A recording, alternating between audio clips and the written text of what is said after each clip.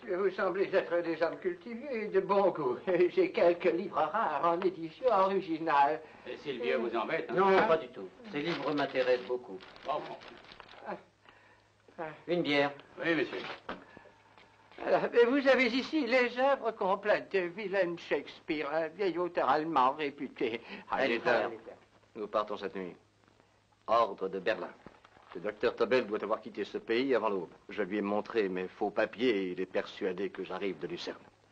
Non, je regrette, mais vous en offrez trop peu. Je ne peux pas accepter de céder un tel livre pour ce prix-là. Je vais convaincre le docteur Tobel de venir jusqu'à mon magasin. Attendez mon signal de la fenêtre de Tobel tout à l'heure. Mais enfin, messieurs, vous aviez promis de m'acheter un de mes livres. Je vous ai dit non. Ah? Ouais, puis ça suffit. Garçon, s'il vous plaît, éloignez-vous. Allez-vous-en, allez-vous-en. D'accord, mais ne me bousculez pas, je vais partir. Mais soyez poli, je suis un honnête commerçant et j'ai le droit. Ah! Oh, ça...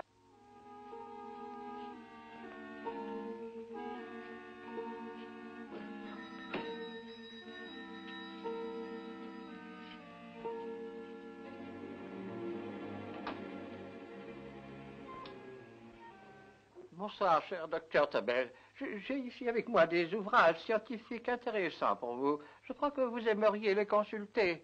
Mais oui, entrez donc. Merci.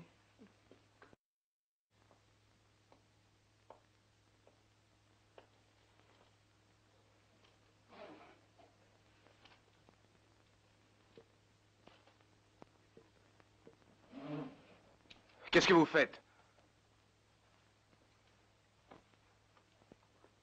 Je m'excuse. Depuis des mois, je n'ai pas arrêté de me sentir surveillé.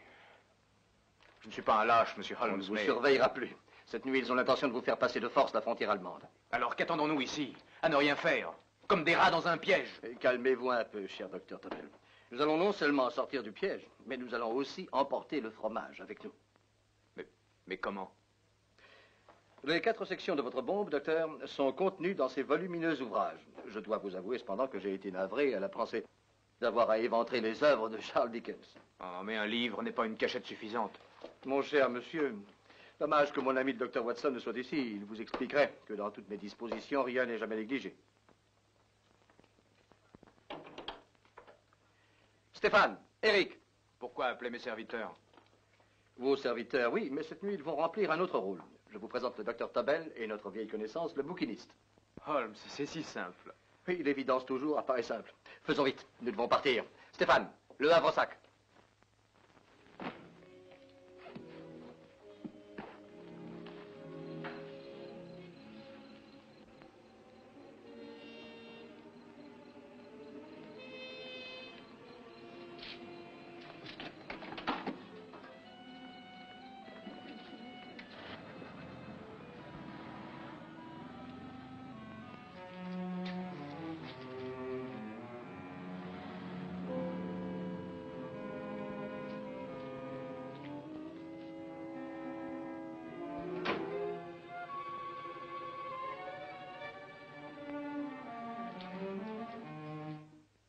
Stéphane et Eric se montrent d'excellents appâts. Vous avez dupé la Gestapo, alors? Complètement. Vos serviteurs vont les éloigner de nous. Mais que va-t-il arriver à Stéphane et Eric? Rien, rassurez-vous. J'ai pris soin de ça aussi. Alors, la route est libre. Venez.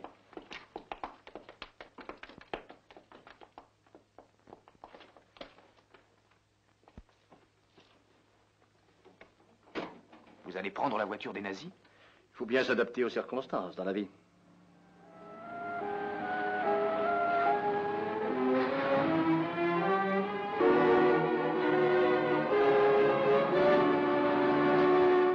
Et vous croyez les avoir persuadés que vous êtes un pauvre bouquiniste?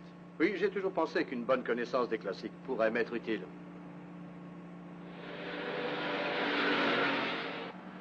Mais comment allons-nous franchir la frontière et traverser la France?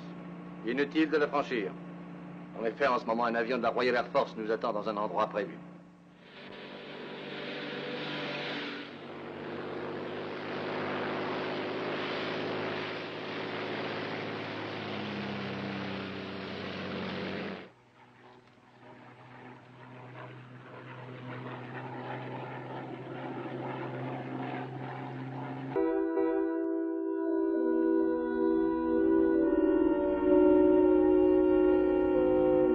L'Allemagne vous parle. L'Allemagne vous parle. Peuple d'Angleterre, ici la voix que vous avez appris à redouter, la voix de la terreur, qui vous apporte aujourd'hui encore l'humiliation de nouveaux désastres. C'est une folie de vouloir s'opposer à la puissance invincible de notre Führer. Si vous avez la sottise d'en douter, je vais vous en fournir de nouvelles preuves. Une usine secrète d'aviation quelque part en Angleterre. Maintenant, il n'en reste plus rien et son personnel a été anéanti. Ici, la voix de la terreur. Êtes-vous à l'écoute, peuple de Grande-Bretagne, en train de trembler dans vos cœurs? L'essence destinée à vos bateaux et à vos tanks, la voilà qui s'évanouit en fumée par millions de litres. Ici, la voix de la terreur. Rien de ce qui se passe chez vous n'est ignoré de notre Führer. Ce soir, à 7h10, un de vos hommes politiques les plus importants a pris un train dans une petite gare près de Liverpool. Tout était prévu à la seconde.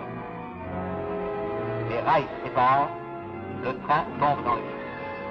L'homme politique ne fera jamais son rapport à Londres. Ici, la voix de la terreur. Anglais, attendez-vous toujours votre destruction dans vos clubs de prétentieux stupides? Elle va venir, je vous en fais la promesse formelle.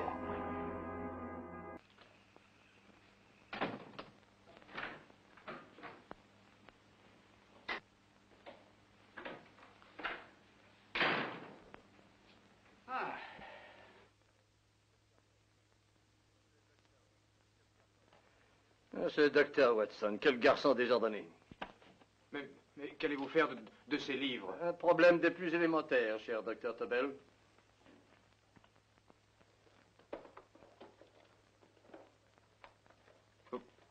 Vous n'allez pas les garder ici? J'ai toujours prêté foi à la théorie qui a été avancée par Edgar Allan Poe, l'écrivain américain. Le meilleur moyen de cacher quelque chose, c'est encore de le laisser voir de tous. Oui, mais... Vous vous rappelez sans doute que Poe, dans sa nouvelle La lettre volée, place la missive en question bien en vue de tout le monde.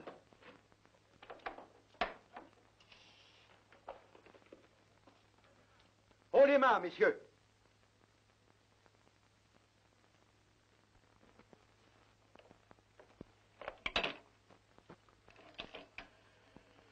Scotland Yard, vite. Bonté divine! Bonsoir, Madame Hudson. Oh, mais c'est Monsieur Holmes! Holmes! Ce sacré vieux Watson, c'est bon de vous revoir. Le téléphone. Que voulez-vous?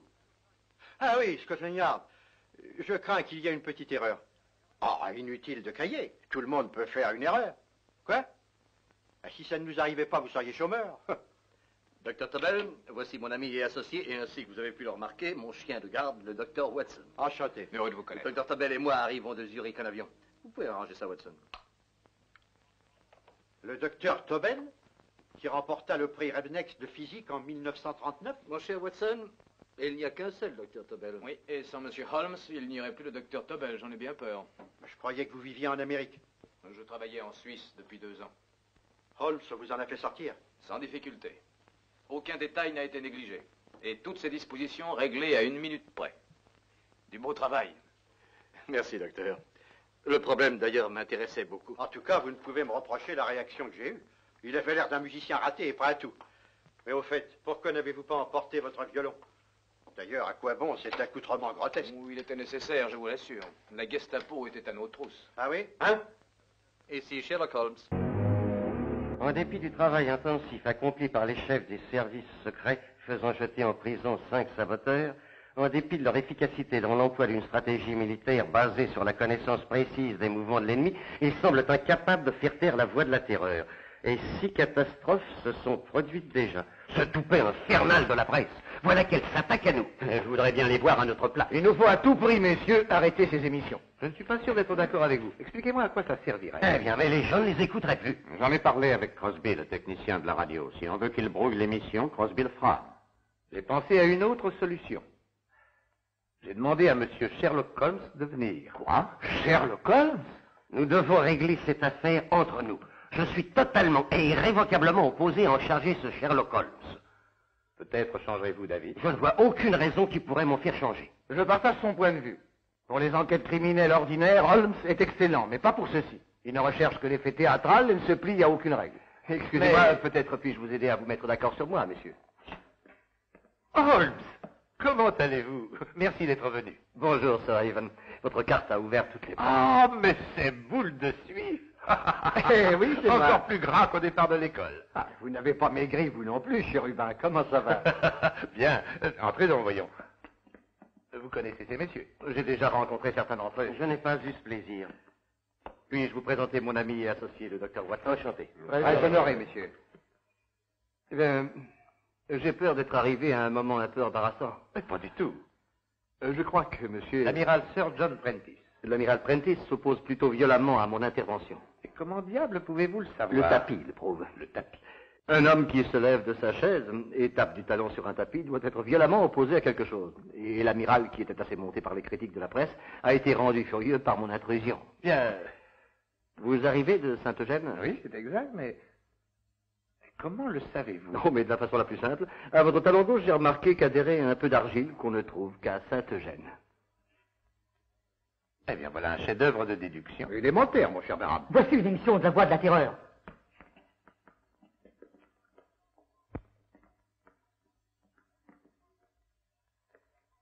Prétentieux Anglais, êtes-vous à l'écoute, en train de vous abreuver de whisky? Êtes-vous à l'écoute, pauvre petit chef incompétent des services secrets? Aujourd'hui, je viens vous apporter une nouvelle preuve de l'invincibilité de notre Führer. À l'heure où je vous parle, un train spécial transportant des soldats et des infirmières traverse l'Angleterre. Dans quelques minutes, sa course s'arrêtera pour toujours. Et tous ceux qui l'occupent ne seront plus que des cadavres. Ils n'oseront pas. Impossible, ils ne feront pas ça. Parmi ces soldats, il y en a un qui lit une lettre qui vient de chez lui. C'est la dernière qu'il recevra. Le train aborde un virage. Il siffle désespérément. Adieu! Adieu! Vous venez d'entendre une reproduction exacte de la façon dont le déraillement est en train de se passer. Le cœur des Allemands saigne à la pensée que des femmes et des hommes innocents doivent mourir par suite de la stupidité de ceux qui nous gouvernent. Pareil. Avez-vous des nouvelles? Répondez-moi. Nous sommes prêts à vous offrir la paix. Mais si vos dirigeants aveugles ne voient pas que l'Angleterre est déjà perdue, alors c'est notre devoir sacré de le leur prouver sans cesse et sans cesse, jusqu'à ce qu'ils se mettent à genoux pour implorer la merci de notre Führer. Tous les soirs, la Voix de la Terreur viendra vous parler pour vous annoncer un nouveau désastre. Et vous l'écouterez parce que... Je m'excuse. Ça ne peut continuer, Holmes. Je vous fais confiance, vous avez plein pouvoir. Son fils était dans ce train. Nos services et Scotland Yard vous donneront toute l'aide nécessaire. J'en suis certain. Messieurs, ma collaboration doit absolument demeurer secrète. Vous le comprenez, bien entendu. Certainement. Vous aurez à tenir nos services au courant à tout moment de tout ce que vous ferez. Je vous fournirai les renseignements que je jugerai utiles de divulguer dans un intérêt de sécurité pour le public et vous-même. Sachez que nous n'avons jamais partagé nos secrets avec qui que ce soit. Je vous demande donc de bien vouloir nous informer seuls de tout ce que vous apprendrez. Venez, Watson. Monsieur Holmes.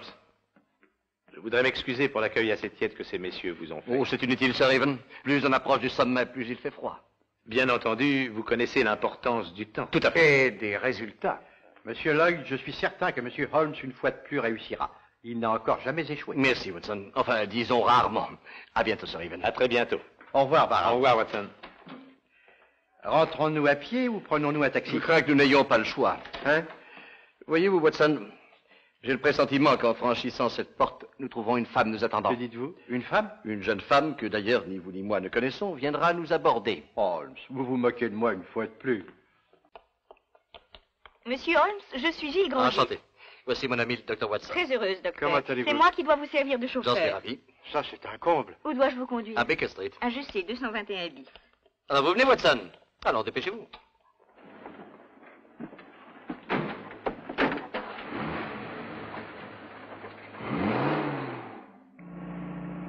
Holmes, elle nous attendait.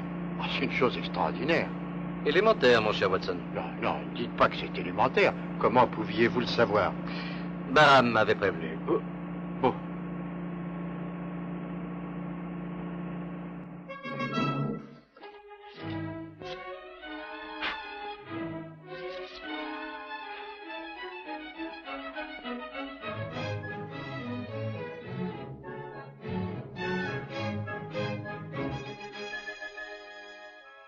Holmes.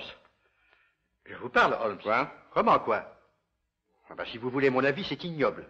La 5e symphonie? Mais non, c'est excellent. C'est Ronald Edley conduit très bien ce soir. Non, mais je ne parle pas du concert. Non? L'Angleterre est en danger. Dieu sait quels affreux désastres vont encore se produire et vous restez là calmement à écouter la radio. La musique a des charmes si reposants. Elle n'a rien à voir avec notre Mon enquête. cher Watson, la musique y joue un grand rôle. Ah, vraiment? Ah, je ne vois pas lequel.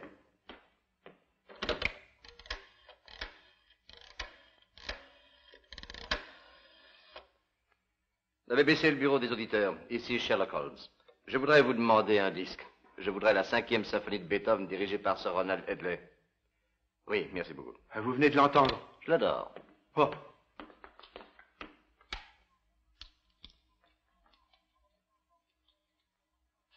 À la demande d'un auditeur, nous allons vous faire entendre un enregistrement sur disque de la 5e symphonie de Beethoven, dirigée par Sir Ronald Edley.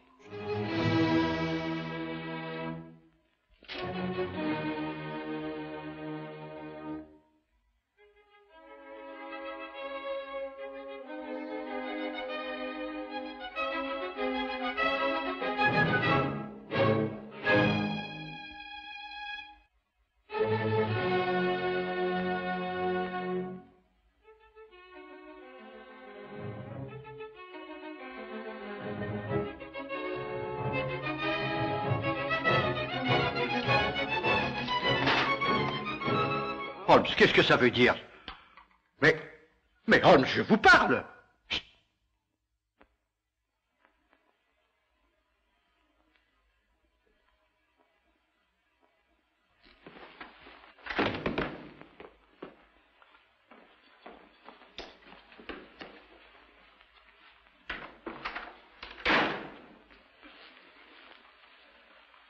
Ah, monsieur Holmes. Oui, Alfred? Christopher. Mort? Oui.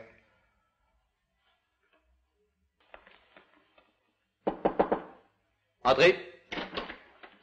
Ah, monsieur Holmes, j'ai vu un type qui rôdait près de chez vous, alors je... Mais ma parole, il est mort. Dites au Yard de charger de lui, Dobson. Oui, monsieur. Qu'est-ce qui s'est passé? Vous le direz plus tard. Votre par-dessus, Watson, nous sortons. Ah non, non, non, non. Vous m'avez promis. Ah. Alors, où allons-nous? À Limehouse.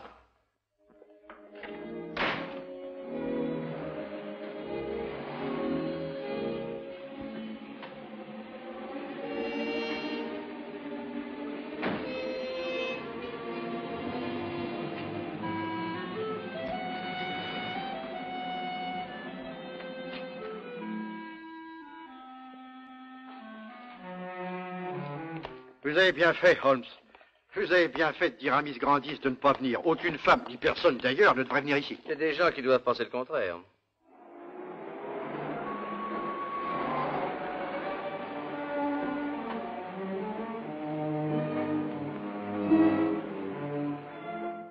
Même Miss Grandis. Si je ne m'abuse, elle est là pour nous espionner. Vous êtes Sherlock Holmes, je crois. Oui? Eh ben, à votre place, je resterai pas dans le coin. Ici, c'est Limehouse. Et on n'aime pas du tout les types de votre espèce chez nous. Il a absolument raison. On ferait Pas mieux du tout, de- Watson. Nous sommes en pays libre. Un homme peut aller où il lui plaît d'aller. Et le regretter jusqu'à la fin de ses jours. Le regretter, ça m'étonnerait beaucoup.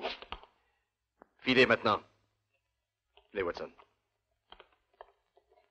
Ah, il m'a fait peur. N'y pensez plus.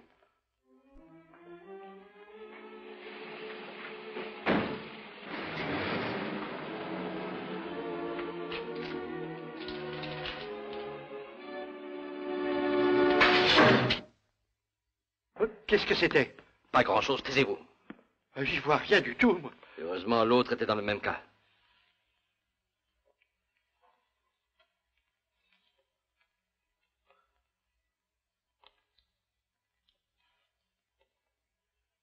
Apparemment, l'ennemi semble savoir que nous sommes alliés au gouvernement. Qu'est-ce qui vous le fait croire? Ce couteau, comme celui qui a tué Alfred, a été lancé par la main d'un habitué des docks de Hambourg. C'est un couteau allemand.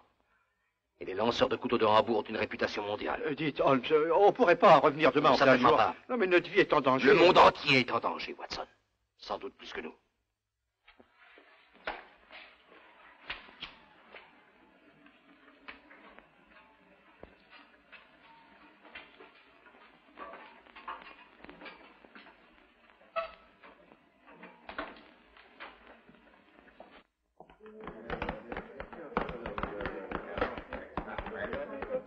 Qu'est-ce que c'est? Ne dites pas que vous ne me reconnaissez pas. Monsieur Sherlock. Vous avez mal choisi votre soir, vous n'avez pas offert ma chance. Je ne peux pas vous mettre à la porte, mais...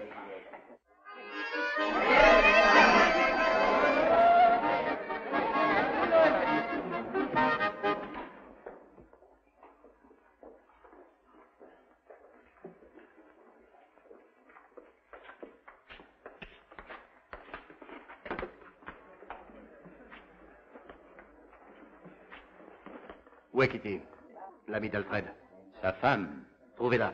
C'est urgent. Je vais essayer.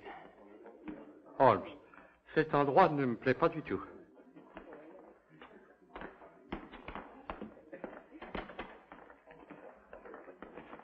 Où est Alfred? Asseyez-vous, Kitty. Où est-il? Vous avez demandé à le voir. Avec vous, je crains le pire. Soyez courageuse. Alfred est mort. Mort? Oh, c'est impossible. Mais j'étais avec lui il y a moins de 2 heures. Oh, vous essayez de me faire peur. Pas du tout, Kitty. C'est vous qui l'avez tué. Je lui avais toujours dit de se méfier de vous. Je savais que vous l'auriez. Je ne sais pour rien dans sa mort, Kitty. Oui? Alors qui l'a tué? Qui l'a tué? Je l'ai trouvé poignardé sur mon palier.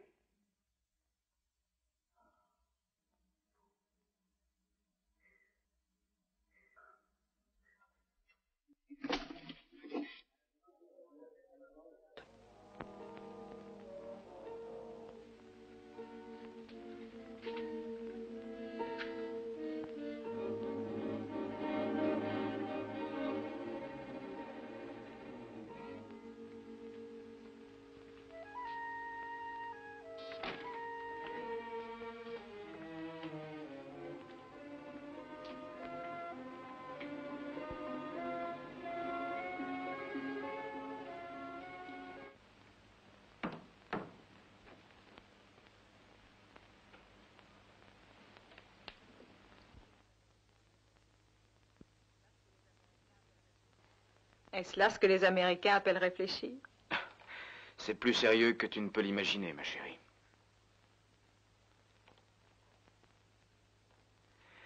Bon. Un autre café? Non, il faut que je rentre avant qu'ils ne s'aperçoivent de ma disparition. Nous sommes séparés depuis si longtemps. Je ne supporterai pas que nous soyons à nouveau. Je veux travailler avec toi et je veux savoir à chaque minute où tu es. Rien que de connaître les détails de ma mission à Londres serait signer ton arrêt de mort.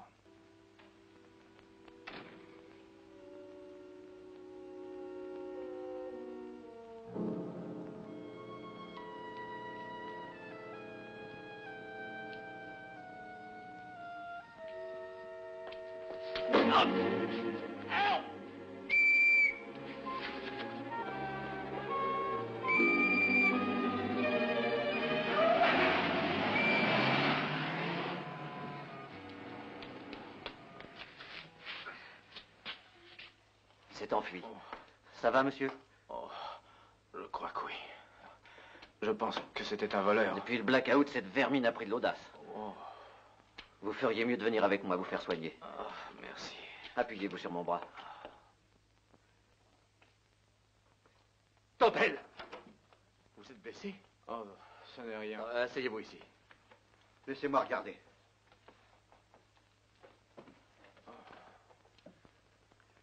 Là, il n'y a rien de grave. Qui vous a mis ce pansement? La police? Oui. Vous avez été victime d'une agression? Vous progressez, mon cher Watson. Docteur Tobel, est-ce que vous soupçonnez la femme d'avoir arrangé ce guet-apens? Femme? Quelle femme? C'est une blonde assez grande, aux lèvres pleines et très affectueuse. Vous la connaissez depuis longtemps? On vous a attaqué après votre départ de son appartement. Holmes, comment le savez-vous? Eh bien, la poudre sur le col de votre pardessus indique sa taille et son affection pour vous. Vous l'avez serré dans vos bras avant de partir. Non, vous plaisantez, Holmes. Tout ce que je dis est visible pour un œil entraîné, Watson. Mais enfin, on aurait pu aussi bien l'attaquer pendant qu'il se rendait à l'appartement de cette femme. Une partie de la poudre de riz a été enlevée par le coup. Il est bien évident que si l'attaque avait eu lieu avant, la poudre n'aurait pas été enlevée. Mais les lèvres pleines, vous ne l'avez que deviné. Je ne devine jamais, Watson. Vous avez simplement essuyé son rouge à lèvres avec le mouchoir que vous tenez à la main. Et naturellement, une telle épaisseur de rouge ne pouvait provenir de lèvres minces. Et les cheveux blonds? Je suis stupéfait. Monsieur Holmes, je me réjouis que vous soyez de mon côté. Alors dans ce cas, ne désobéissez plus à mes ordres en allant vous promener. Pendant que votre garde du corps dort à point fermé au lieu de veiller. Non, ça ne se reproduira plus, Holmes. Je m'étais assoupi devant le feu. Très bien, Watson, très bien. Et je m'excuse. Voyons, pouvez-vous décrire votre agresseur? Je n'ai pas réussi à le voir. Une silhouette s'est approchée de moi dans le noir. J'ai dû recevoir un coup de matraque sur la tête. Et des doigts se sont noués autour de ma gorge. Et vraiment, vous n'avez rien remarqué de spécial? Réfléchissez. Un détail sans importance à vos yeux peut-être en avoir, au mieux. Oui, oui, je me rappelle. D'abord, j'ai senti de longs doigts qui me serraient la gorge, comme des griffes. Et ensuite, une odeur de drogue étouffante. Une drogue? Opium? Oui, c'est ça. J'en suis sûr maintenant.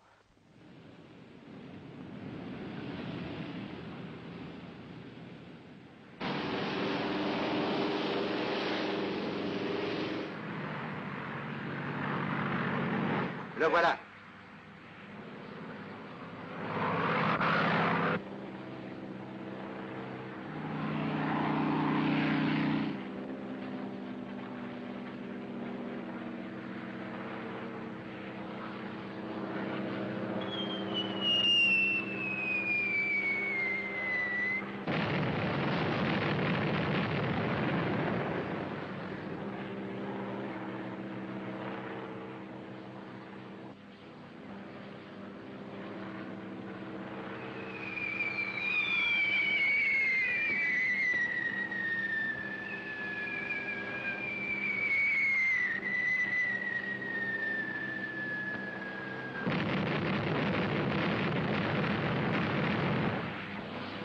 J'espère que Scotland Yard a pris toute précaution pour veiller sur le docteur Tobel et ses appareils. Oui, 2 policiers en civil restent avec lui dans sa voiture. Et 4 autres suivent dans une autre, monsieur. Bon, il vient à mon bureau à Whitehall dès qu'il aura atterri. Alors nous partons, messieurs.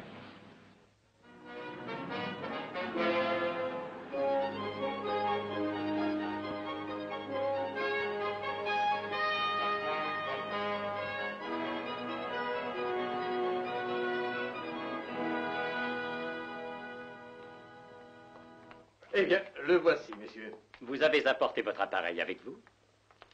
Non, Sir Reginald. Je m'en excuse. Mais pourquoi? N'oubliez pas qu'il est indispensable de le mettre dans un coffre pouvant résister à toute tentative d'effraction. C'est un détail que j'ai déjà réglé de mon côté. Car je tiens à en superviser la fabrication moi-même. Mais vous l'avez offert à notre gouvernement pour notre usage. Je l'offre toujours à votre gouvernement, mais nul ne doit en connaître les secrets à part moi. J'ai mis au point un plan pour protéger mon invention.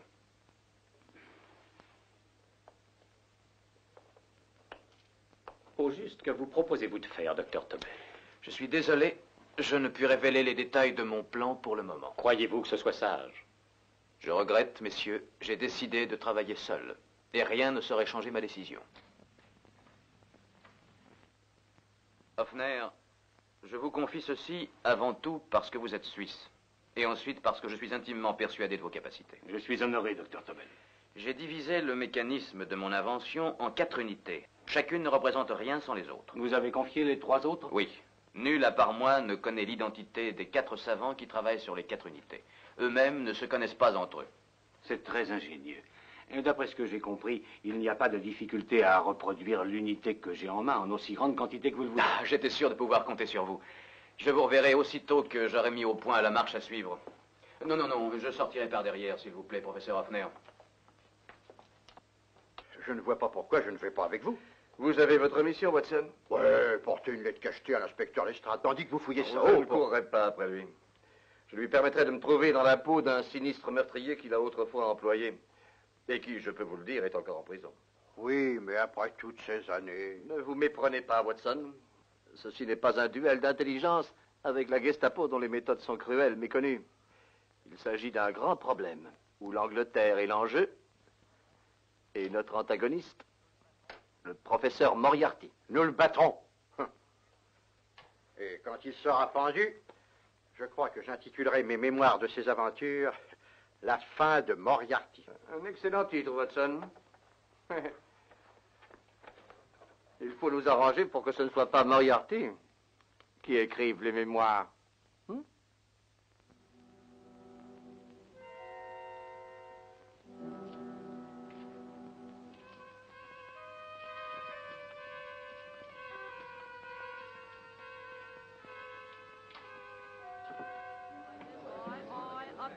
rises, up she rises early in the morning. Up she rises, up she rises, up she rises early in the morning. Up she rises, up she rises, up she rises early in the morning. Up she rises,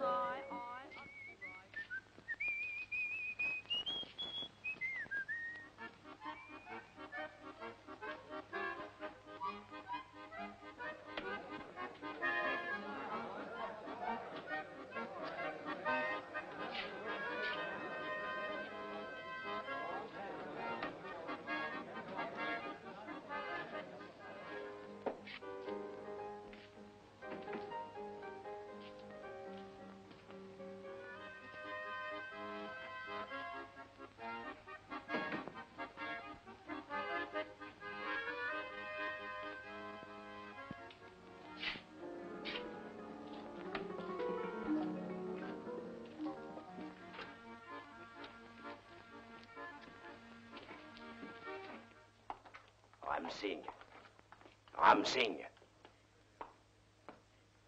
Qui connaît Ramsing? Je le connais. Espèce de marin à la manque. Je pense que tu sors de tôle. Comment le sais-tu? Je l'ai appris par le salaud qui s'est arrangé pour que tu payes à sa place. Ouais, tu sais de qui je parle, matelot. Oui, je sais. Mais je lui aurai la peau. On pourrait s'arranger, disons, pour des livres. Tu sais où il habite? Hein, pour ce prix-là, je le saurais. J'en ai que 3. Au revoir, matelot. Non, mais...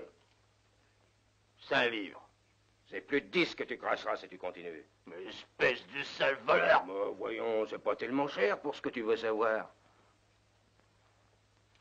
Tu fais une bonne affaire.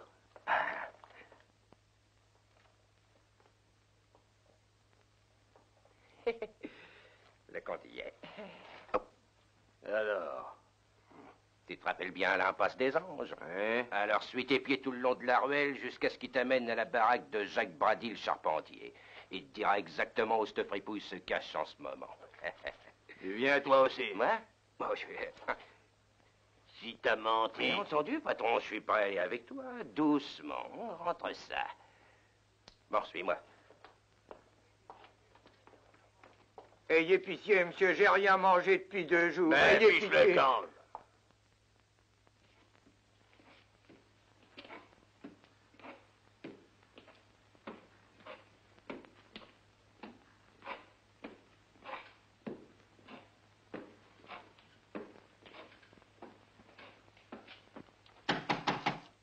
Qui est là?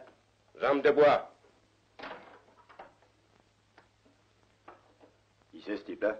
C'est un païen assoiffé de sang. Il voudrait des renseignements contre du pognon.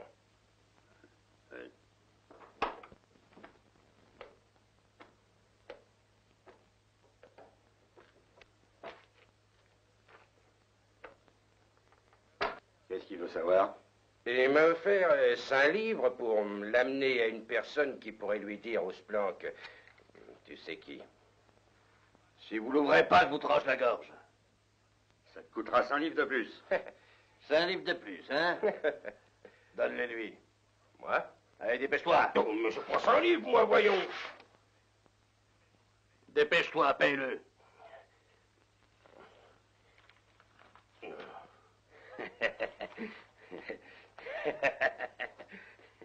Je vais te le dire, Wisto. Je vais te dire toute la vérité. Le vieux bandit est au fond de l'eau en train de nourrir les petits poissons, ce qui va sûrement les empoisonner. Et je crois que ça valait bien 100 livres, hein? Il était assis à ce bureau? Non, il était assis sur ce divan quand il a écrit le message, mais il a caché l'enveloppe ici. Le message a été écrit à l'encre avec cette plume. Non, il a employé un crayon, celui-ci. Bien, merci. Il s'est servi de ce bloc? Oui. Et puis, vous en êtes servi? Non. Ça doit être ici. Ça ne peut être qu'ici. Quoi, monsieur Holmes? C'est la lettre. La mine de ce crayon est dure. Assez dure pour avoir laissé son impression sur le papier du bloc. Cette impression, pour le moment, est invisible, mais si nous plongeons la feuille de papier dans une solution de sel fluorescent, la laissons sécher et la photographions au rayon ultraviolet, Les fibres brisées par l'écriture absorberont moins de la solution que les autres parties du papier. Éteignez la lumière, Watson.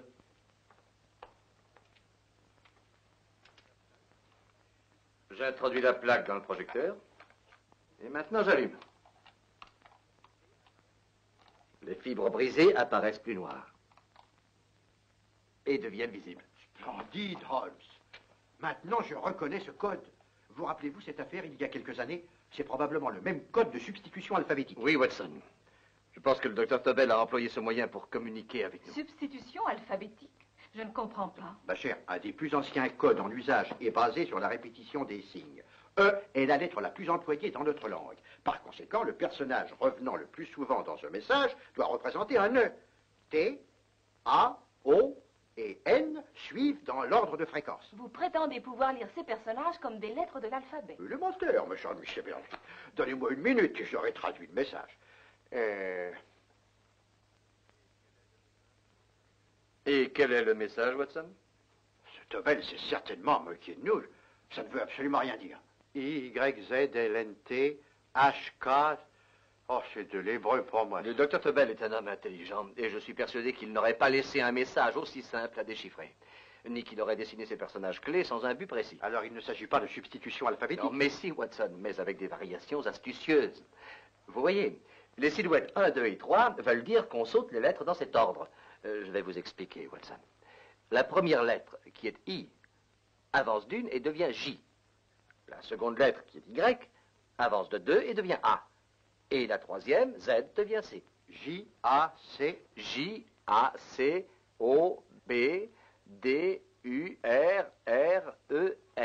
Jacob Dürer, un savant suisse, ami du docteur Tobel. P-A-L-A-C-E-C-R-E-S.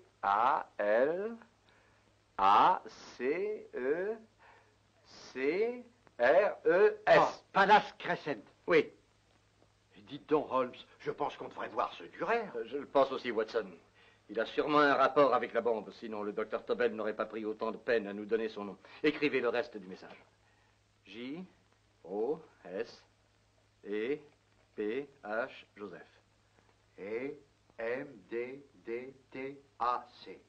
Le quatrième ne veut rien dire. Je pense qu'il a dû employer une autre variation.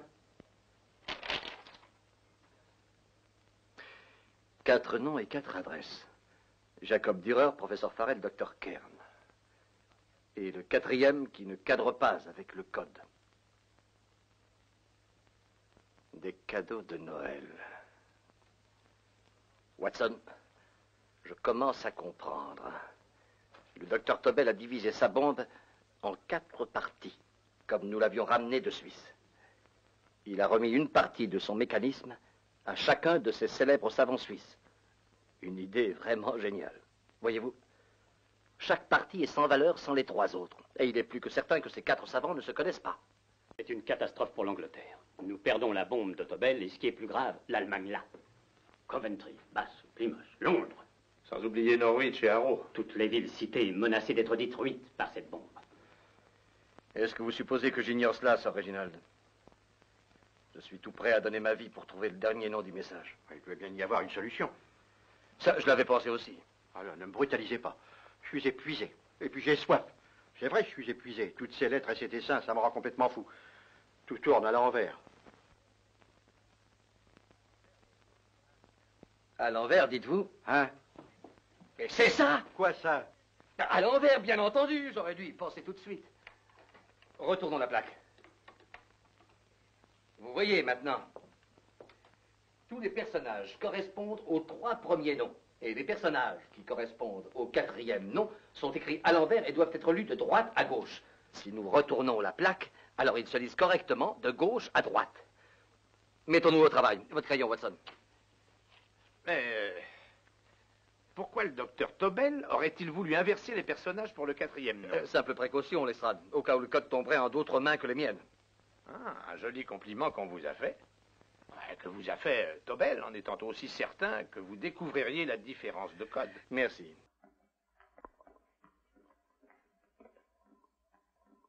Peuple de Grande-Bretagne, si vous avez tant besoin de catastrophes, nous vous en offrirons jusqu'à ce que l'orgueilleuse Albion soit réduite en poussière.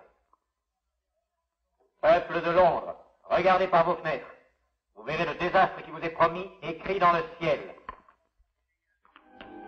Lawford, éteignez la lumière. Regardez du côté des docks Est. Êtes-vous prêt, opérateur numéro 20? Regardez bien, anglais, et comprenez une fois pour toutes que vous êtes perdus. Et que nous tenons toujours nos promesses.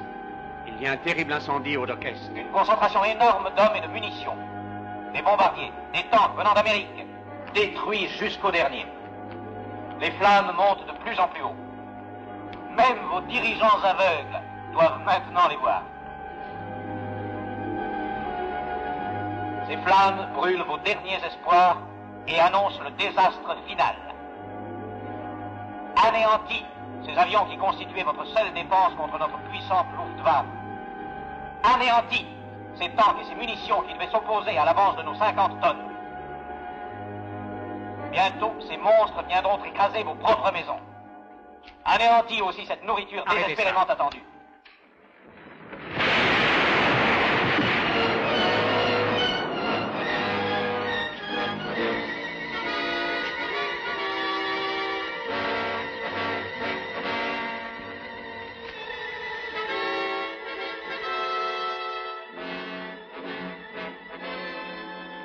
Messieurs, ceci est une terrible catastrophe. Comment connaissent-ils nos secrets? C'est horrible de voir avec quelle précision tout se passe. Non, ce n'est pas si précis que ça. C'est presque précis. Que voulez-vous dire? Tout est minuté exactement. Non. Le feu a réellement éclaté un peu avant que la voie n'appelle son opérateur à Londres. Oui, c'est vrai. L'autre fois, quand le train a déraillé, le capitaine Shore a téléphoné immédiatement. Et Scotland Yard était déjà au courant. Le déraillement avait donc dû avoir lieu au moins 10 minutes avant. C'est sans doute possible. Bon, admettons. Quelle est votre explication? Aucun mystère, rien de surnaturel, seulement un plan calculé soigneusement, peut-être des semaines à l'avance. Vous devez avoir raison, Holmes. Cela nous fait faire un pas en avant. Écoutez, messieurs, faisons un pas de plus en avant. J'ai fait un graphique des différentes tonalités entre les transmissions directes et les transmissions différées. À la suite de ce test, je suis convaincu que la voix de la terreur est indubitablement enregistrée sur disque et par la suite retransmise. Qu'est-ce que ça prouve? Ça prouve que la voix de la terreur, l'homme même, n'est pas en Allemagne. Il est ici, en Angleterre. Oh, ce n'est pas possible. Vous perdez la tête, Holmes. Je ne vous crois pas. Nos techniciens assurent que les émissions émanent de Salzbourg. C'est exact, d'après les disques transportés à Salzbourg par avion. Mais Holmes, c'est impossible. Vous n'espérez pas nous faire croire ça? C'est de la démence. Grâce à la Royal Air Force, j'ai obtenu de curieux renseignements. À intervalles irréguliers, 6 bombardiers survolent le pays et laissent tomber leurs bombes sur des objectifs non militaires, un pré ou un troupeau. C'est de la sottise, les nazis ne sont pas fous, ils ne gaspillent pas de munitions. Ah, bien sûr que non. Quel serait leur but? Détourner l'attention du fait qu'un de ces appareils quitte la formation chaque fois et disparaît. Mais pourquoi? C'est très simple. Cet appareil se pose et repart ensuite avec des plans et des informations militaires et la voix de la terreur dûment enregistrée sur disque et ramène le tout en Allemagne. C'est sensationnel si c'est vrai. Invraisemblable. Fantastique. Monsieur Holmes. Oui? Il y a quelqu'un qui voudrait vous parler. Une dame? Faites-la entrer. Excusez-moi, je vous prie.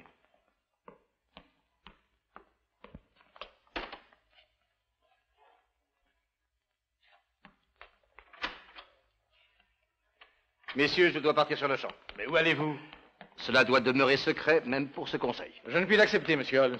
Vous êtes ici contre ma volonté, mais puisque vous y êtes, j'exige de savoir ce que vous faites. Comme je vous l'ai déjà dit, monsieur Lloyd, je ferai mon rapport au conseil quand le moment sera venu. En attendant, messieurs, notre prochaine rencontre, qui, je l'espère, aura lieu, ne courez aucun risque inutile. Nous sommes tous en danger. Venez, Watson. J'arrive.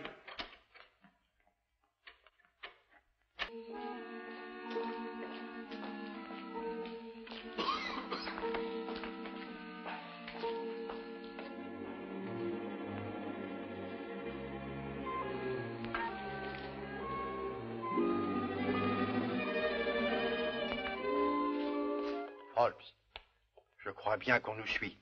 Mais je sais, c'est Lloyd. Lloyd? Comment le savez-vous? Il ne fait rien pour se cacher.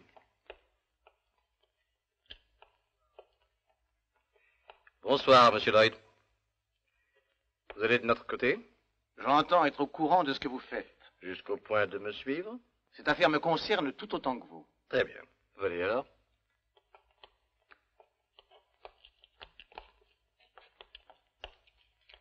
Voici la maison.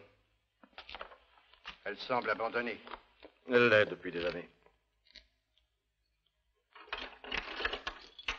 Très facile d'y entrer, en tout cas. Une vraie chance.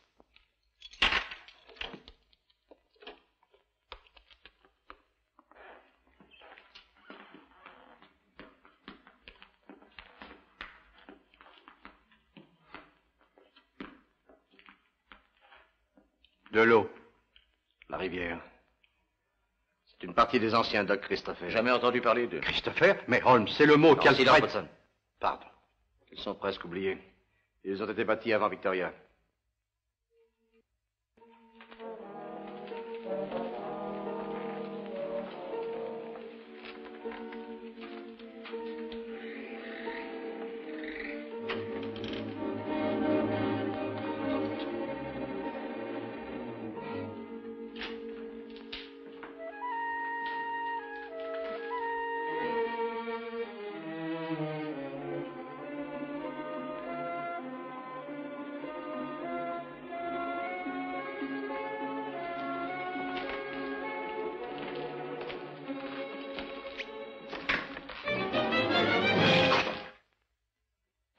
Un rat.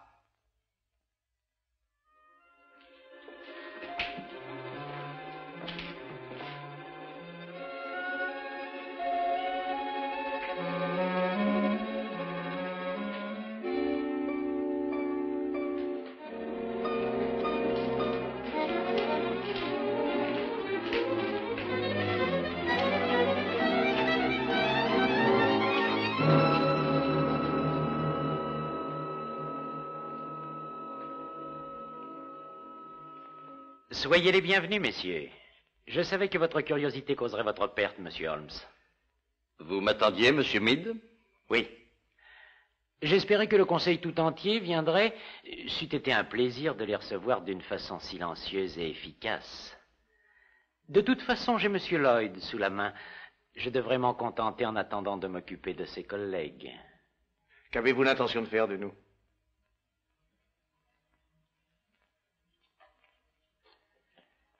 Eh bien, si j'avais disposé d'un peu plus de temps, nous aurions pu vous juger. Nous juger, pourquoi? Pour crime contre le Troisième Reich, pour tentative de sabotage de notre inévitable victoire. Monsieur Lloyd, votre super patriotisme d'anglais borné, vos efforts maladroits, bien que parfois intelligents, nous sont bien connus. Vous avez une très lourde dette envers nous. Vous devez payer cette dette. Dr. Watson, vous êtes un bon médecin sans doute, mais dont la vie est sans importance. Pour nos esprits de Britanniques bornés, toutes les vies ont une importance. Notion surannée d'une nation décadente. Chez nous, c'est différent. Nous savons que seuls les puissants sont dignes de respect. Que nos antécédents parlent pour nous. Vos antécédents parlent, ils sont brillants. Très flattés. De brillants antécédents de rapacité, de cruauté, de torture et de meurtre. Meurtre?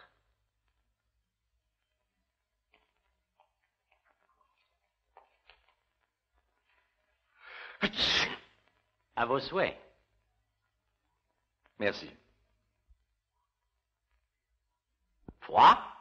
Oui, un peu, je l'avoue. Je m'excuse du manque de confort. Notre manque de confort est sans importance. Votre faux courage ne m'impressionne pas, monsieur Holmes.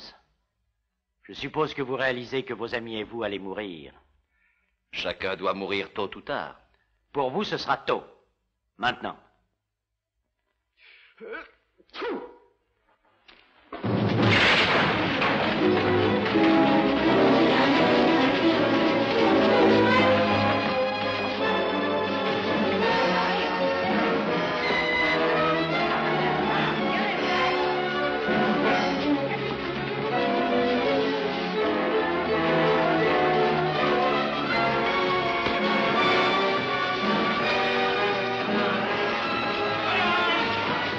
La séance est terminée. Allez, les mains en l'air. Et pas de blague, hein? Joli travail, mes enfants. C'était une partie de plaisir. Bon, maintenant, faites-les aligner contre le mur. Avancez. Allez, dépêchez-vous, mettez-vous tous contre le mur. Allez, reculez-vous.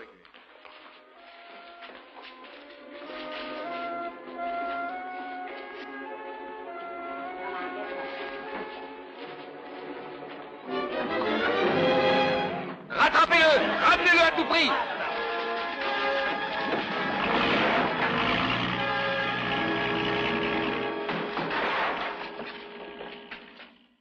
Il s'est enfui. Oh, c'est vraiment très malheureux. C'est un peu ma faute, je l'avoue. C'est aussi ce que je pense, Holmes. Sans votre prétention qui vous pousse toujours à agir seul, Scotland Yard vous aurait prêté main forte et cet homme ne serait pas échappé. Non, vous avez raison. C'est bien regrettable. À vos souhaits.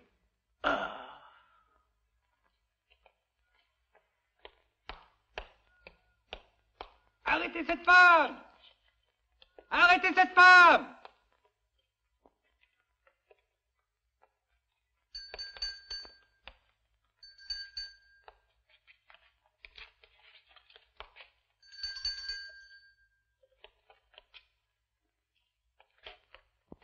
Taisez-vous.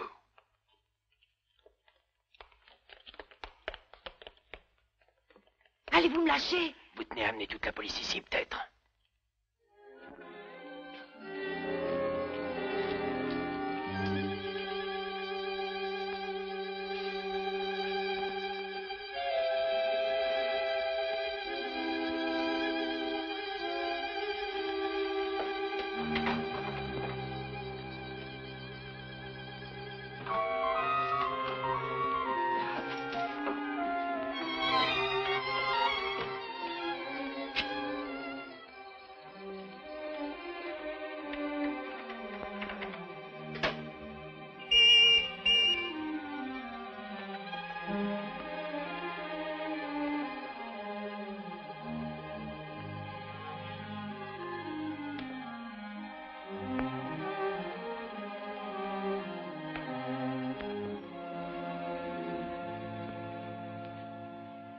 Alors c'est pour ça, hein? Félicitations. C'est le mien.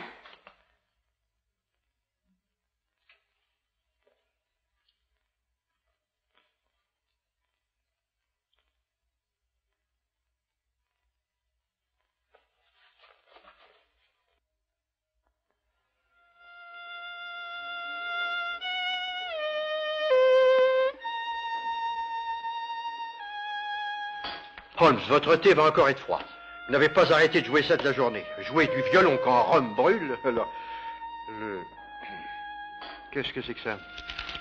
Le général Gilles Aufort, des services secrets, et le capitaine-major Roland Shore ont failli aujourd'hui périr écrasés par un mur qui s'est écroulé. Le Aufort des Shore par un mur... Holmes, vous croyez que... Ce n'était pas un accident. Tout est possible jusqu'à preuve du contraire. Qui compose le conseil? Le Aufort des Shore. Insoupçonnable, leur passé le prouve. Et on a tenté en plus de les tuer. Mais sans succès. Prentice aurait-il voulu tuer son fils? C'est difficile à croire. Mais cependant, son fils est mort. Barham, c'est lui qui vous a confié l'affaire. Donc il tombe sous le sens qu'il veut qu'elle soit éclaircie. Très patriotique de sa part, n'est-ce pas? C'est un garçon étonnant. Lui et moi avons joué ensemble au rugby. Il est donc à éliminer. Puis on a essayé de le tuer aussi, d'un coup de feu. Oui, je le sais.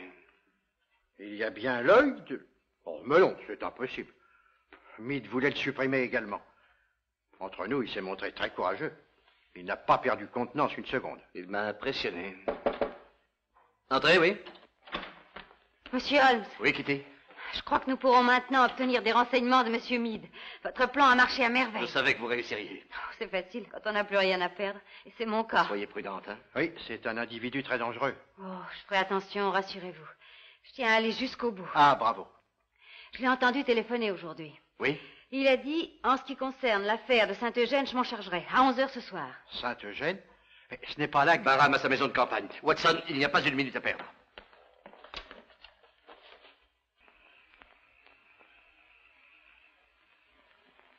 Croyez-vous qu'il soit prudent de sortir seul, monsieur? Ah, je vois. Vous pensez à cet espion allemand qui s'est échappé, hein? Il a menacé de tous vous tuer, monsieur. Voyons, mon vieux, nous avons pris de plus grands risques dans les tranchées. L'auriez-vous oublié? Je sais, monsieur, mais nous étions plus jeunes. Et les nazis n'existaient pas, alors. J'ai de quoi me défendre. Bien, monsieur.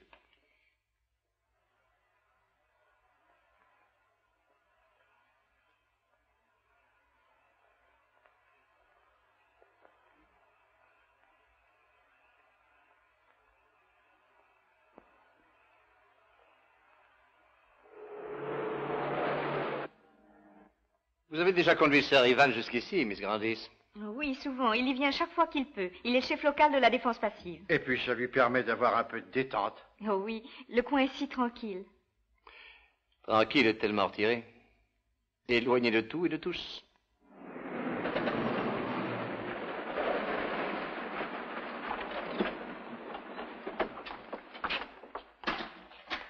Oh, mademoiselle Gilles.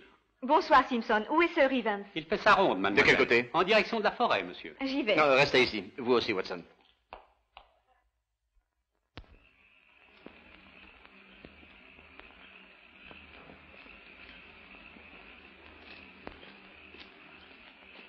Attendez-moi, Barham!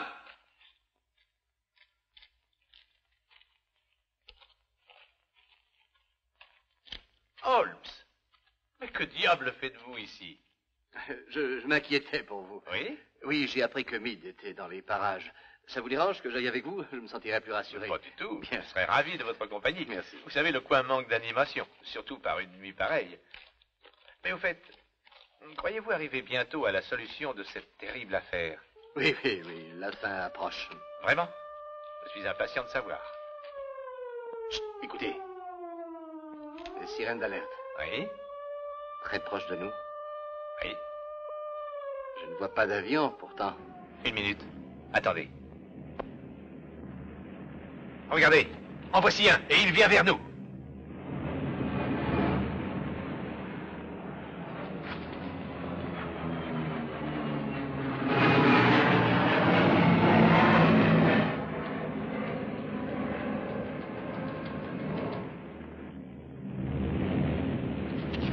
Vous le voyez? Un de chez nous? Non. Holmes, il s'apprête à atterrir.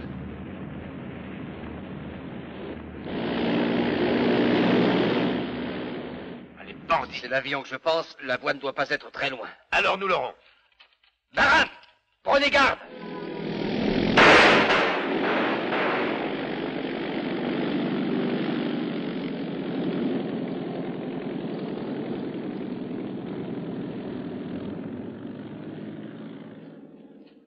Je ne vous comprends pas, Holmes. Pourquoi n'avez-vous pas bougé? Il ne devait pas nous échapper. Faut être patient, Barham. Ma patience est à bout.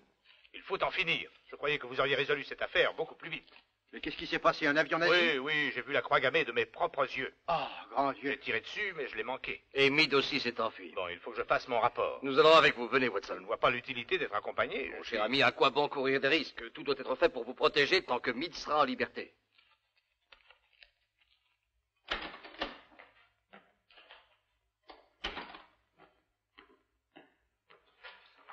Te voilà.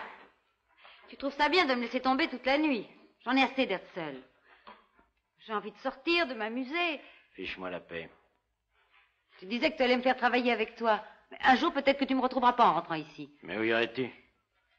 Je suis pas embarrassée. Mais peut-être bien qu'un de ces jours, c'est moi qui ne reviendrai pas. Ne dis pas ça. Je m'excuse, Kitty. Il me semble que tu as changé ces derniers temps. Qu'est-ce qui se passe? La prochaine fois que nous nous reverrons, je posséderai peut-être l'autorité et le pouvoir. Ce jour-là, je serai enfin un chef, donnant les ordres au lieu de les recevoir. Que dis-tu de ça? Je dis que tu es ivre. Ivre? Oui. Quand j'étais petit, une nuit, j'ai fait un rêve. Je portais une armure en acier bleu qui brillait. J'étais à cheval et je parcourais les rues où le peuple se pressait et m'acclamait. Eh bien, il t'est sûrement arrivé quelque chose.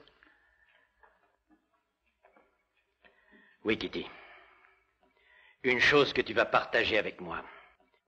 Ton manteau, vite.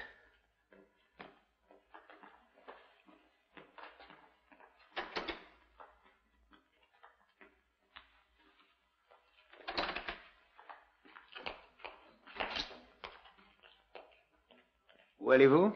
Avez-vous beaucoup d'essence? Pas mal. Alors en route.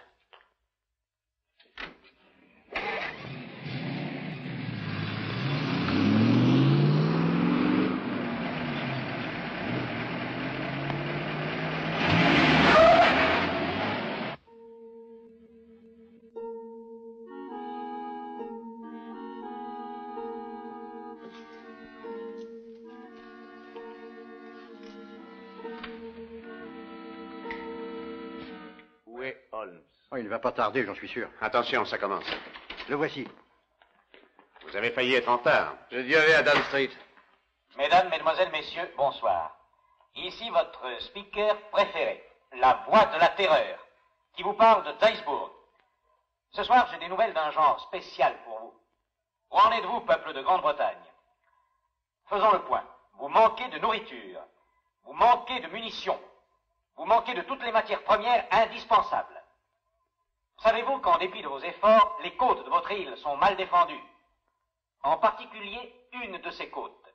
Et c'est là que nous allons frapper. Rapidement, brutalement. Demain, au lever du soleil. À cette heure-là, dans une émission spéciale, je vous décrirai le carnage. Arrêtez. Que veut-il dire? Que signifie cette menace? Rappelez-vous, voyons. Tous les rapports des 3 dernières semaines parlent d'une activité anormale de l'ennemi sur les côtes de Norvège.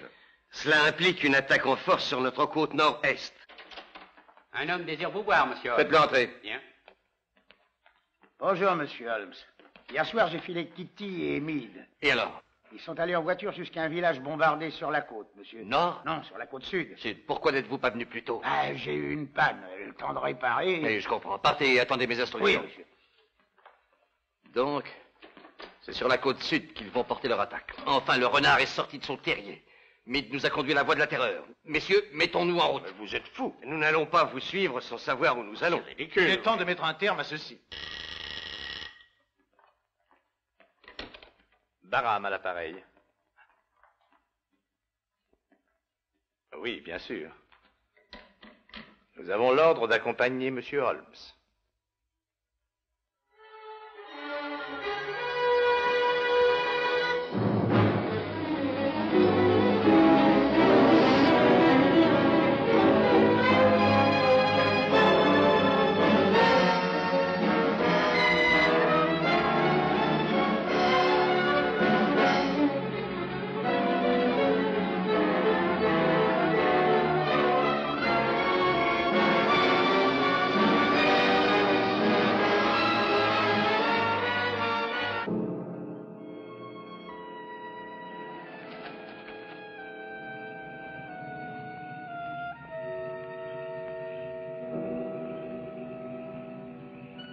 Major Harrison, monsieur Sherlock Holmes. Enchanté, monsieur. Toutes les dispositions sont prises. C'est parfait.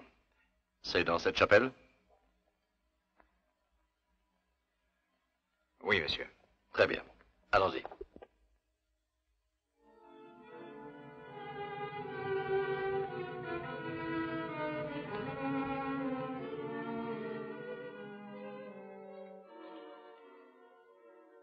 Ne soyez pas aussi nerveux dès que vous entendez le moindre bruit.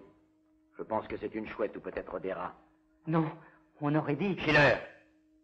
Oui, Wolf, Croydon et son aérodrome. Tout est prêt. Hugo. Birmingham, où j'ai été traité en esclave dans leurs usines, mais c'est terminé. Le jour de payer est enfin venu.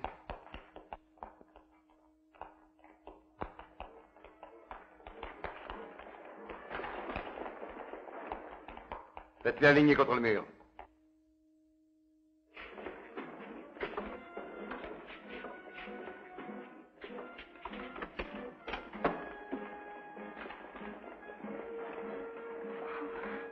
Monsieur Holmes. Oh, j'avais si peur que vous n'arriviez trop tard. Remettez-vous, Kitty. Venez vous asseoir.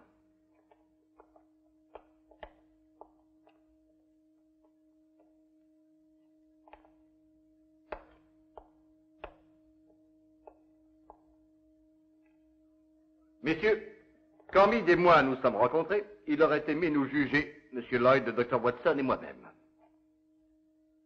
Meade, c'est vous qui allez être jugé. Je sais pourquoi vous vous trouvez ici. La vague maladroite allusion à une attaque contre notre côte nord-est n'était qu'un piège. Votre groupe s'est réuni ici pour recevoir le gros d'une armée venant de l'autre côté de la Manche. Quoi? Une invasion? Tous ces hommes envoyés défendre la côte nord. Asseyez-vous un moment. C'est insensé. Enfin, expliquez-vous, nous devons savoir. Je n'arrive vraiment pas à y croire. C'est vrai, il faut agir. À la tête de cette puissante armée se mettaient des fanatiques. D'autres devaient s'emparer de différentes villes du pays et y établir des positions clés. Et nous le ferons, soyez-en convaincus. Ceci est un rêve qu'il vous faudra oublier. Vous nous tenez, oui. Mais l'invasion ne sera pas arrêtée pour autant. Nous devons faire quelque chose. Nous ne servons à rien. Un peu de patience. Vous m'avez demandé d'identifier et de faire taire la voie de la terreur et de découvrir quel plan pouvait se cacher derrière elle. Cette enquête n'est pas terminée encore, mais c'est l'approche de sa conclusion. Messieurs, la voix de la terreur est ici avec vous dans cette église. Quoi? Faites-vous allusion à Meade? Qui est? Meade seul pouvait me conduire jusqu'à la voie de la terreur. À l'entrepôt, je lui ai permis de s'échapper. Et j'ai chargé Kitty de le suivre. Quand j'ai appris par le chauffeur de taxi que Meade était venu ici, je me suis alors demandé pourquoi. Pourquoi venir dans ce village perdu de la côte sud quand l'Écosse était désignée pour être le lieu de leur attaque? Et pourquoi fallait-il amener aussi vite autant d'hommes et de matériel pour la protection de l'Écosse? Ce n'était qu'une ruse pour dégarnir cette côte. Une ruse montée par la voie de la terreur. J'ai su tout de suite, bien sûr, que la voie était un membre de votre auguste bureau. Vous osez insinuer que l'un de nous... C'est une plaisanterie, Holmes, elle est de très mauvais goût. L'ennemi a su que j'étais chargé de l'affaire le soir même où j'ai été convoqué. Comment avait-il pu l'apprendre? Par quelqu'un de chez vous. Des attentats furent commis contre la vie de chacun de nous, mais l'un d'eux commis contre la vie d'un de vos membres ne fut en réalité jamais prouvé, l'unique témoin n'en étant que lui-même. Le jour où je partis à la campagne, soi-disant pour le protéger, en réalité pour le surprendre, il tira sur un avion allemand, pas par fureur comme il le prétendit, mais pour l'avertir d'avoir à s'enfuir. Ce fut très habile, Sir Ivan. Mais voyons, vous perdez la raison. Sir Ivan ne peut pas être accusé de trahison. Qu'avez-vous à répondre, Sir Ivan? Je vous félicite, monsieur Holmes. Ne repoussez pas cette odieuse accusation. Non, il m'est impossible de croire à une telle trahison. Il n'est pas question de trahison. Sir Ivan Barham n'est pas Sir Ivan Barham. Qu'est-ce que vous dites? En mars 1918, le lieutenant Ivan Barham était prisonnier en Allemagne. C'est là que sa stupéfiante ressemblance avec un certain Heinrich von Bork, un membre jeune et brillant des services secrets allemands, décida définitivement de son destin. Un matin, on va le chercher pour le fusiller. Pour l'assassiner, plutôt. Alors cet homme est Heinrich von Bork, qui s'est fait passer pour Barham pendant plus de 24 ans. Vous le voyez, messieurs, les Allemands prévoyaient tout. Incroyable, ça dépasse l'entendement. Holmes, comment avez-vous pu arriver à le démasquer? Qu'est-ce qui vous a fait soupçonner Barham? Le vrai Sir Ivan Barham avait une cicatrice datant de son enfance, tandis que celle-ci n'a pas plus de 20 ans. Un détail, mais significatif. C'est inconcevable. C'est Barham qui a insisté pour que vous vous occupiez de l'enquête. C'était une démonstration de colossale vanité. Qui est dépassée par la vôtre, monsieur Sherlock Holmes. J'ai voulu que vous meniez cette enquête pour avoir la joie d'assister à vos efforts maladroits et à votre échec. Vous devriez comprendre que ce groupe n'est qu'une infime partie de notre organisation. Nous avons des hommes d'un bout à l'autre de l'Angleterre attendant le signal pour agir. Ils ne le feront pas. Tous ont été arrêtés ce matin, comme vous. Vous nous croyez pris au piège. Vous vous trompez. C'est vous qui êtes pris au piège. Écoutez. Entendez-vous gronder nos Messerschmitt, avant-garde de l'invasion? Pourquoi ne sont-ils pas attaqués? Où sont donc vos batteries antiaériennes tant glorifiées? Elles sont silencieuses. Notre petite ruse a été couronnée de succès. La côte est totalement dépourvue de défense. Malgré tous vos efforts ridicules, la prétention de la perfide Albion va connaître la plus humiliante des défaites. Nous ne sommes pas vos prisonniers, mais c'est vous qui êtes les nôtres. Croyez-vous assez stupide pour avoir pu croire une seconde aux menaces d'une voix provenant d'un phonographe? C'est volontairement que les services secrets furent informés d'un prétendu déplacement de nos forces. Essayez de sauver la face. Regardez, si vous croyez que je mens. Ce ne sont pas des Messerschmitt, ce sont des Spitfire et des Hurricanes, rentrant à leur base après avoir anéanti vos forces d'invasion, vos bateaux et les milliers d'hommes qu'ils transportaient. Regardez, von Bork, autour de vous. Vous voyez ces troupes, ces tanks, qui s'éloignent pour aller porter à leur tour la ruine et la terreur dans votre pays.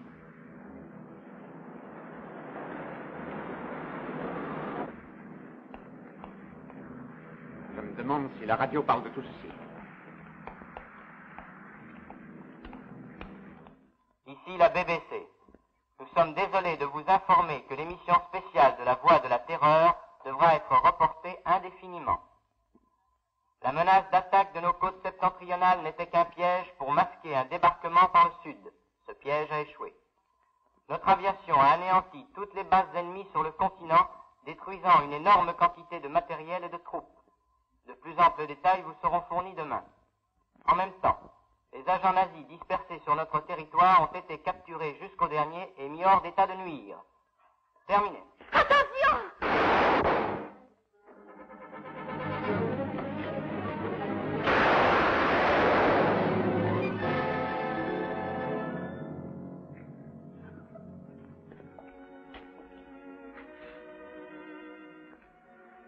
Cette fille mérite notre profonde gratitude. Notre pays doit s'incliner devant tant de loyauté et de dévouement. Nous ne l'oublierons pas. Holmes, je ne sais comment vous remercier. Me remercier n'est pas nécessaire. Je reviens dans une minute, Holmes. Je vais veiller à ce qu'on s'occupe du corps.